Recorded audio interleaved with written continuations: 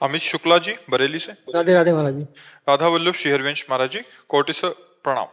महाराज जी, आजकल लोग शारीरिक रोग से ज्यादा मानसिक रोगों से ग्रस्त हैं। अधिकतर लोग मानसिक तनाव, डिप्रेशन, ईर्ष्या, उसका भय, चिंता। प्रधान कारण है भ्रष्ट आचरण।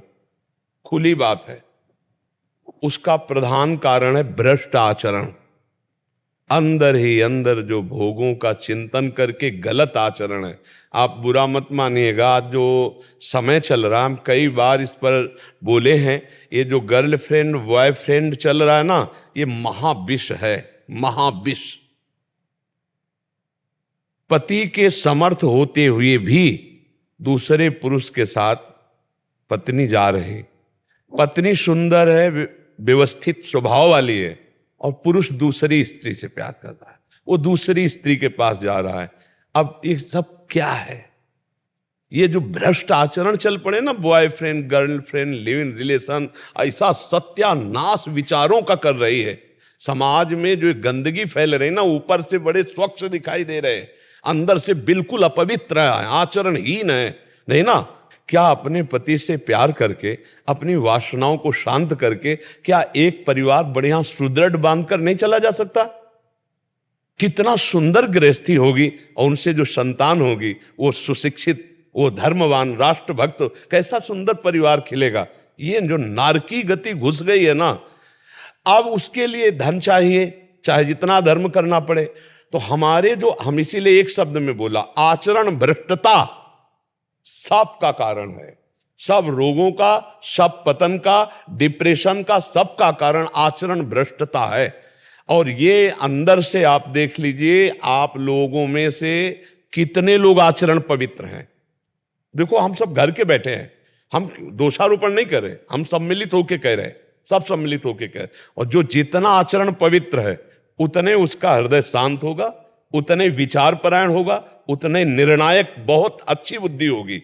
और जितना भ्रष्ट होगा, उतने नास्तिकता, उत्साहहीनता, कुविचार, और सब ड्रामा, सब पाखंड है, सब नौटंकी नाटक है, इन विचारों का रूपण। क्योंकि पापवंत कर सहज स्वभाव, भजन मोर ते भाव न काऊ, जो पे दुष्ट हृदय सोई होई, मोरे सन्मुख आओ की सोई। वो आकर भी विमुख रहेगा। आचरण संभालने की प्रभु जरूरत है। बहुत भ्रष्टाचार बढ़ रहा, अंदर ही अंदर खोखला किए दे रहा है हमारे नए बच्चों को, हमारी समाज को। अब हम कैसे बताएं? हम कई बार कह चुके हैं कि जिसको आज इस होटल का भोजन, आज इस होटल का भोजन, आज इस होटल का भोजन, वो कभी एक रसोई में घर की बनी हुई बराबर नहीं रह सकता। उसको चाट लग गई है कई होटलों के भोजनों की। ऐसे ही आज ये बॉयफ्रेंड ब्रेकअप, कल वो बॉयफ्रेंड ब्रेकअप, कल वो गर्लफ्रेंड ब्रेकअप, कल वो। तो ये क्या पति पत्नी आजीवन निर्वाह कर पाएंगे बच्चे? क्या इनका जीवन एक सीमा में बंध पाएगा? और सीमा में नहीं बंध पाएगा तो अब आप विचार करो, जब पुरुष देख रहा है कि मेरी पत्नी कार में बैठी दूसरे की और गले में लग के हंसते बात करते जा रहे, जब वो पत्नी देख रही कि मेरे सामने मेरा पति किसी और से, अब आप बताओ उस घर में क्या होगा और उनकी बुद्धियों में क्या होगा? बहुत रोष आएगा, तो हिंसा में वृत्तियां उतर जाएंगी, जेलों में जाओ, नरकों को भोगो, यही गतियां हैं। इसीलिए एक शब्द में उत्तर दे रहे, हमारी जो आज मानसिक स्तर गिर रहा है, उसका कारण है भ्रष्ट आचरण। अब उसे मानो या ना मानो, भ्रष्ट आचरण में नशा आ जाता है, भ्रष्ट आचरण में अधर्म के द्वारा धन लेना आ जाता है, भ्रष्ट आचरण में पराये पत्नी के साथ या पराये पुरुष के साथ जो सहवास करना आ जाता है, भ्रष्ट आचरण है। अगर भ्रष्ट आचरण सुधार लिए जाएं तो अभी आनंद आ जाएगा। देखो, जब पाप का हमें दंड भोगना होता है तो हमारी बुद्धि को निगेटिव किया जाता है। बुरी दशा आने के पहले बुद्धि बदली जाती है। जेका विधना दारुण दुख दीन, वही कै मति पहले हरिलील। तो बुद्धि का विपरीत होना, निगेटिव हो जाना, नकारात्मक सोचे होना, ओवर थिंकिंग इतनी बढ़ जाना, अब वो उसको डिप्रेशन में पहुंचा देती, क्योंकि पाप है। अच्छा, पाप नहीं है और भजन हो रहा है, नाम जप है, सत्संग है, आप काट सकते हो, जो आपके व्यर्थ का चिंतन है, ओवर थिंकिंग, आप उसको काट सकते हो, निगेटिव को आप पॉजिटिव में बदल सकते हो, हर बात को संभाल सकते हो। आप भजन करने वाले, सही आचरण वाले हैं तो आप पूरे परिवार को संभाल सकते हो। और नहीं तो फिर क्रोध आ जाता है, हिंसा आ जाता है, और नाना प्रकार, वो उसको जहर दे दिया, उसको मार दिया, वो उसको ऐसा कर दिया। ये सब का सब जितना कुछ हो रहा है, ये भ्रष्ट आचरण।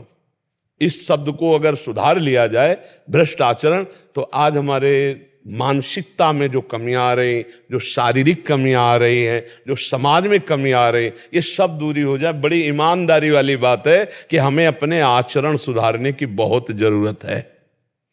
अब वो कह रहा है तुम ऐसा क्यों कर रहे हो, तो बोले मैं बालिक हूं, मैं तुम्हें पसंद नहीं करती, मैं तुम्हें तलाक देती हूं, चाहे जब ले ले, तू मुझे नहीं रोक सकता पति से। ये क्या सभ्यता है, ये क्या पवित्रता है, ये क्या है? अच्छा, जो आदमी केवल तुम्हारे शरीर पोषण के लिए तुम्हारे पति से तुम्हें बैर करवा रहा है, वो तुम्हें देख रहा है कि तुम्हारी मानसिक स्थिति क्या है, तुम उसकी नहीं हुई, तो केवल प्रयोग करेगा आपका कभी जीवन साथी नहीं बन सकता। क्योंकि वो जीवन साथी था जिसने तुम्हें पाणिक ग्रहण किया, वो जीवन साथी नहीं है जो तुम्हारा उपभोग कर रहा है। वो समय आने पर तुम्हें ऐसे ही छोड़ेगा जैसे तुमने इसको छोड़ा है। फिर तुम्हारी हालत क्या होगी, विचार करो। जैसा तुम करोगे वैसा ही पलट कर तुम्हारे पास वही कर्म आ जाएगा, पक्का समझो, वही कर्म पलट कर आ जाएगा। एक बूढ़ी माई को जो बहू जो है ना, मिट्टी के खपरे पे भोजन देती थी, तो एक दिन खपरा ऐसे गिरा तो उसका लाला 10 वर्ष का था। उसने कहा मम्मी संभाल के गिरने न पावे। बोले क्यों? बोले जब दादी बूढ़ी है ना, इसमें खाती है ना, तो जब आप बूढ़ी होगी ना तो इसमें मुझे खवाना है आपको। जो तुम दे रहे हो ना वो पलट के किसी दिमाग में जाके जम जाएगा और वही कर्म का तुम्हें हिसाब मिलेगा। इसलिए मुझे लगता है गलत आचरण, पापाचरण, अधर्माचरण, इनको छोड़ा जाए तो हम सुखी हो सकते हैं। इसीलिए अध्यात्म है, इसीलिए हम कहते हैं नाम जप करो, सत्संग सुनो, तुम्हारा मंगल होगा। देखो, ये जो अध्यात्म है केवल आपके मंगल के लिए है, ये कोई व्यापार नहीं है, आपसे कुछ ले नहीं रहे, आपको अपने जीवन की कमाई दे रहे हैं अध्यात्म की। तो इतना तो आप बुद्धि रखते ही हैं कि निस्वार्थ भाव से यदि अध्यात्म की चर्चा आपको मिल रही और आप धारण कर लो तो आपका परम कल्याण हो जाएगा। पर आज का समय है कि बिना पैसा के जो चीज मिलती है उसकी कदर नहीं होती। नहीं, पर कदर हो तो फिर अभी जैसे लगा कि 51,000 रुपया एकांतिक में, फिर आप बड़ी सावधानी से सुनेंगे क्योंकि 51,000 दिया है, बड़ी मुश्किल से हमको सुनने को मिला है। अच्छा, फ्री जैसे अलग तो उसमें, पर वास्तविक जो कदर करने वाले वो यही जानते हैं कि अध्यात्म कभी बिकता ले और जो बिकता है वो कभी अध्यात्म होता ले। ये भी बात समझ लो, अध्यात्म कभी बिकता ले और जो बिकता है वो अध्यात्म होता ले। अध्यात्म कभी पैसे से नहीं बिकता, वो तो भगवत स्वरूप है। हाँ, वो तो, और इसे स्वीकार कर लो तो मंगल हो जाएगा। और आज हमारे बहुत से भाई बहन स्वीकार कर रहे हैं, बड़ा परिवर्तन हो रहा है।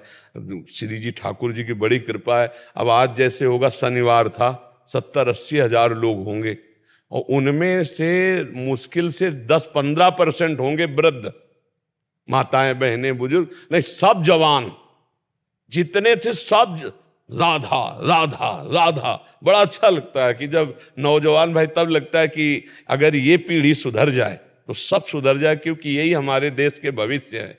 जो आज नशा में डूब रहे हैं, बेविचार में डूब रहे हैं, गलत आचरणों में जा रहे हैं।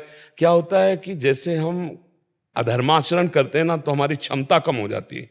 जैसे नशा करने लगे, ड्रग्स आदि, तो क्षमता कम हो गई।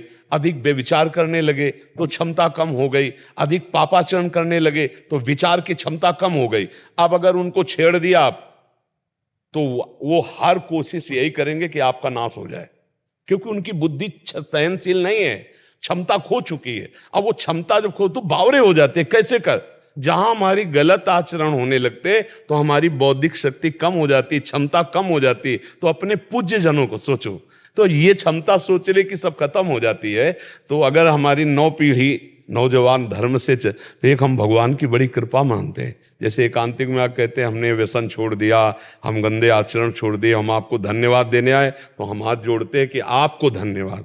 क्योंकि आपने हमारी बात मानी, अपना जीवन परिवर्तन करके सतमार्ग में चले। सुखी रहो, आनंदित रहो, हमें धन्यवाद देने की जरूरत नहीं, हम उसी में धन्य हैं कि आप सही चलने लगे। हम खुद धन्य हो जाएंगे, हमारा जीवन धन्य हो जाएगा, हमारा बोलना धन्य हो जाएगा। संतों का जीवन किसमें धन्य है? आपका मंगल हो जाए, आप सुखी हो जाओ, आप अच्छे आचरण वाले बन जाओ।